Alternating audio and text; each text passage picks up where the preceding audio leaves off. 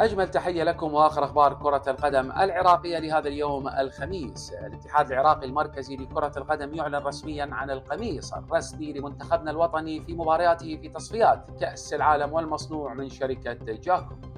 وعلي جاسم نجم منتخبنا الوطني يغيب عن أولى مباريات فريقه كومو الإيطالي أمام يوفنتوس بسبب عدم اكتمال أوراق الفيزا والإقامة في إيطاليا.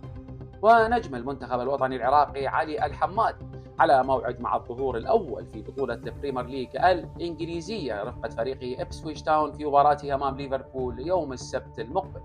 ولاعب منتخبنا الوطني آلاي فاضل ينتقل رسميا إلى نادي نوروز قادما من نادي يوتوبوري السويدي. وعودة اللاعب العراقي ألكسندر أوراها إلى صفوف فريقه الإنجليزي كوينز بارك رينجرز بعد غياب دام لعام بسبب الإصابة. وظهور مميز للنجم العراقي دانييلو سعيد رفقة فريقه الهولندي هيرينفين في مباراته أمام أياكس أمستردام.